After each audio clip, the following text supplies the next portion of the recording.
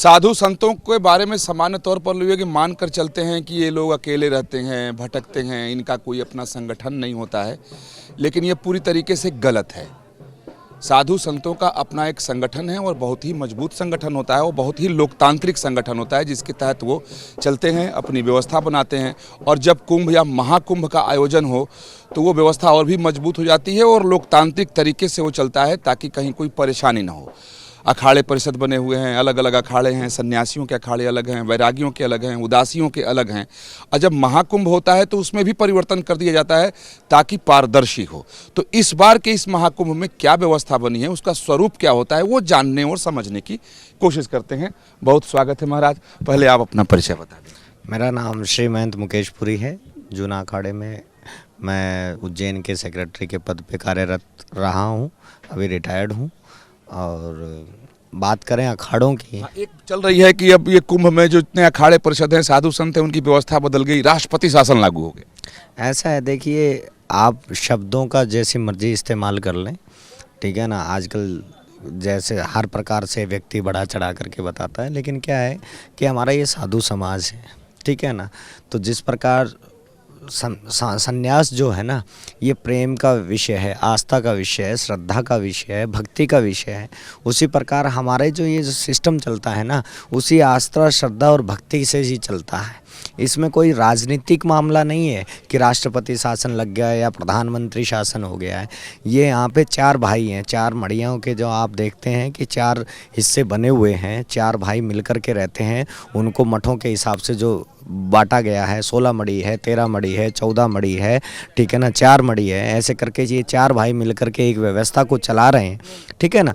तो व्यवस्था को चलाने के लिए चार भाई मिलकर के उस पूरे अखाड़े की व्यवस्था को चलाते हैं। उनमें से जो है कि हमारे यहाँ पे जो है ना कि कुंभ के अंदर जो है कि उनका कार्यकाल कंप्लीट होता है। कुछ का जैसे रमता पंच का कार्यकाल हमारा 3 साल के अंदर कंप्लीट होता है, जिसमें एक श्री महंत, एक अष्टकोशल महंत, उसके नीचे 4 सरदार बनते हैं। 4 सरदार के बाद में कोतवाल होते हैं, पुजारी होते हैं, भंडारी होते हैं, श्री भंडारी होते हैं। ऐसे करके एक पूरी की पूरी व्यवस्था है, ठीक है ना। व्यवस्था के हिसाब से रमता पंच चलता है। फिर उसके बाद में शंभू पंच है, जो शंभू पंच जो अखाड़े के अंदर जितना भी मैनेजमेंट का काम है वो शंभू पंच करता है, जिसके अंदर थानापति, श्रीमैन थानापति होते हैं, जो काशी को संभालते हैं, काशी की तरफ से आते हैं। और जो सचिव होते हैं, जो सेक्रेटरी होते हैं, वो आते हैं। 4 सेक्रेटरी होते हैं, 4 थानापति होते हैं। उसके बाद में उन सब के ऊपर एक सभापति होते हैं, जो सभापति चुने जाते हैं। हर मड़ी का बार बार बारी बारी से हर 6 साल के बाद में नंबर लगता है कि एक सभापति अध्यक्ष चुना जाता है उनके बीच में से, जो उन सबको काम बताने का काम करता है कि भाई कैसे काम करना है, कैसे क्या काम करना है, किसको क्या जिम्मेदारी देखनी है।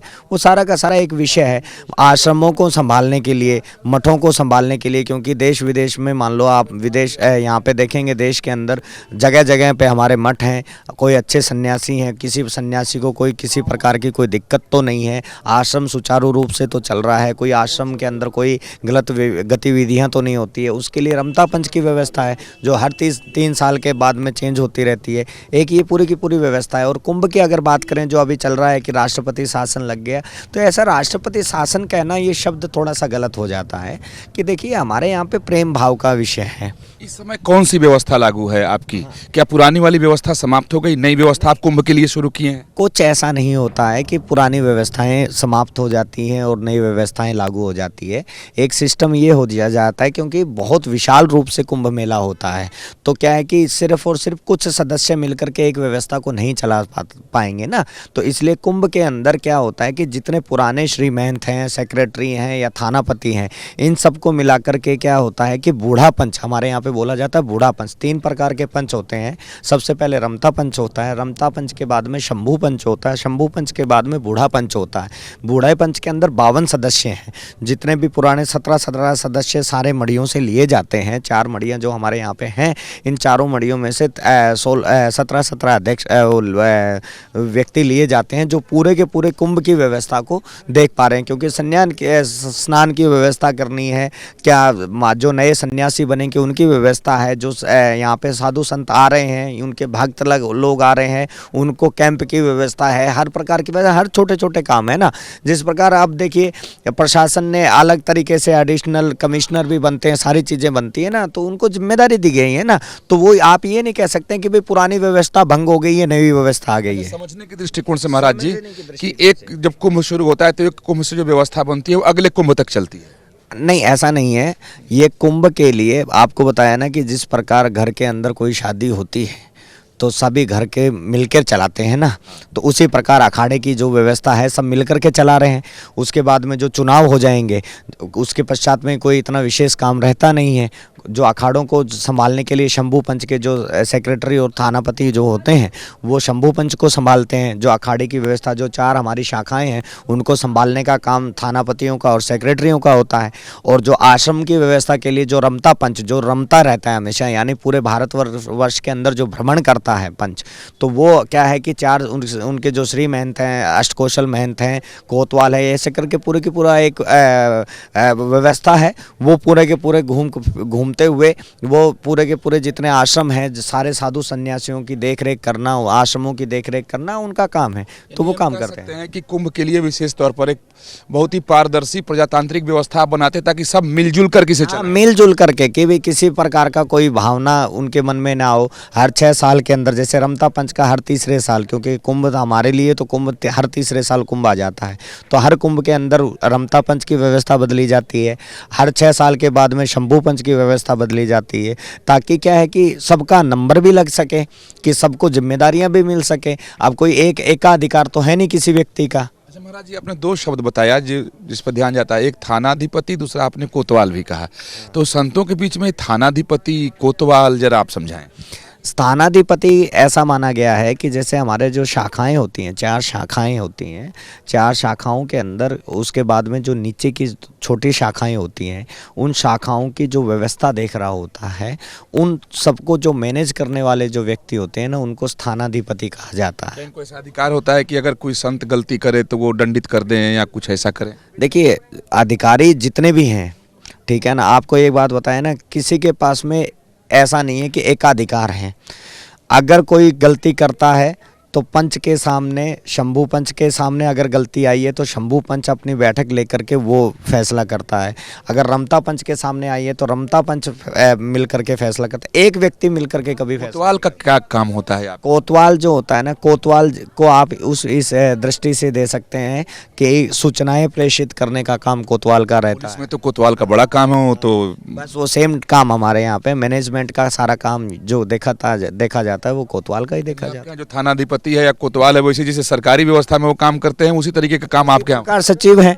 जैसे आपने देखा होगा कि राज्य सचिव होते हैं, जो जनरल सेक्रेटरी बनाए जाते हैं राज्यों के अंदर, जो प्रधानमंत्री और राज्यपाल के साथ में मिलकर के व्यवस्थाएं देखते हैं, उसी प्रकार हमारे यहाँ पे सचिव होते हैं जो सारी की सारी व्यवस्थाएं जो पंचों के साथ में मिलकर के वो व्यवस्थाएं देखता है। अच्छा, इस प्रयाग महाकुंभ में जो व्यवस्था बनी है उस व्यवस्था में कितने लोग शामिल हुए हैं, अलग अलग समिति में या पंच में? या देखिए, ये 52 सदस्य में गठित होता है। ये कोई इस कुंभ के लिए कोई नई व्यवस्था नहीं आई है, ये हर कुंभ के अंदर है। जब कुंभ आ जाएगा, जब धर्म ध्वजा आ जाएगी, जब तल के अंदर हमारे गुरु महाराज आ जाते हैं तो सबके अधिकार छीन लिए जाते हैं। सारे के सारे अधिकार हमारे बूढ़ा पंच के पास में आ जाते हैं। बूढ़ा पंच में 52 सदस्य जो बैठक होती हैं, जिसमें नए और पुराने श्री महंत मिल करके, क्योंकि जितने भी, चाहे वो सचिव हो चाहे स्थानापति हो, उनको श्री महंत कहा जाता है हमारे यहाँ पे।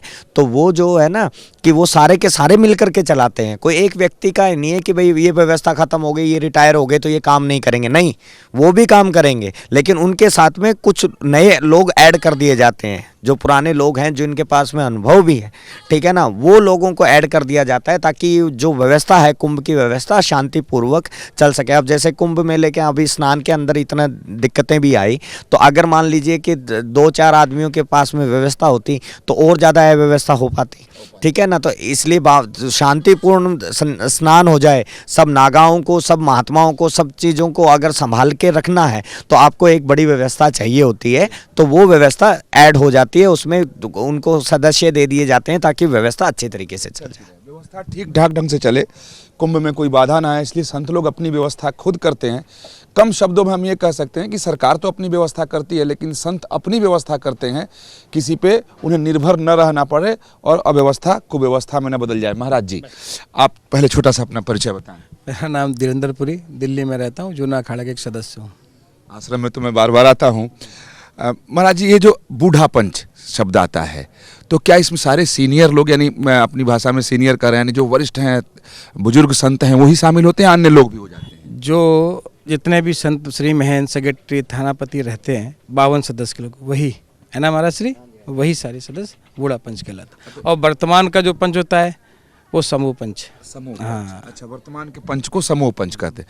तो महाराज जी, ये कह सकते हैं कि संत समाज अपनी व्यवस्था खुद करता है कि ताकि दूसरे पर निर्भर न रहना पड़े, इसलिए सारी व्यवस्थाएं बनाई जाती हैं। अखाड़े पहले से अपनी व्यवस्था स्वयं करते आए हैं, सरकार तो अब आई है।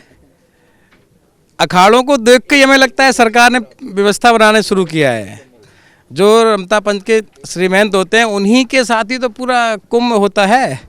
अब व्यवस्था सरकार करने लगी है। ये बहुत पहले से कुंभ चला आ रहा है ना, सरकारें अब शामिल हुई हैं, पहले हाँ। महाराज जी, जब कुंभ में जो व्यवस्था बनी आपकी, तो ये कुंभ के समाप्ति के साथ समाप्त हो जाएगा या आगे कंटिन्यू करेगा? कुंभ यहाँ समाप्त नहीं होगा। हम लोग सन्यासियों का कुंभ है, बनारस जाके, काशी में जाके महाशिवरात्रि पे वहाँ शाही स्नान करेंगे, उसके बाद संपन्न होगा। वो व्यवस्था की मैं बात कर रहा था। व्यवस्था, यहाँ की व्यवस्था सब वहाँ चली जाएगी, फिर वहाँ से नई व्यवस्था बनाई जाएगी, वहाँ से नई व्यवस्था बनाएगी जो अगले 3 वर्ष तक पूरे अखाड़े का संचालन करेगी। बहुत धन्यवाद आपका। तो इस तरीके की व्यवस्था संत लोग अपना खुद बनाते हैं, और उसमें व्यवस्था इसीलिए रहती है कि किसी भी साधु संत को तकलीफ ना हो। अगर कुंभ है या कोई बड़ा आयोजन है तो वो सही ढंग से वो चलता रहे, और व्यवस्थाएं बदलती रहती हैं, और कुंभ में व्यवस्था विशेष बनाई जाती है। वीडियो जर्नलिस्ट जयराम यादव के साथ Vikas Chandra, News Nation, Prayagraj. News Nation अब व्हाट्सएप पर खबरों की ताजा अपडेट के लिए न्यूज नेशन के इस QR कोड को स्कैन करें।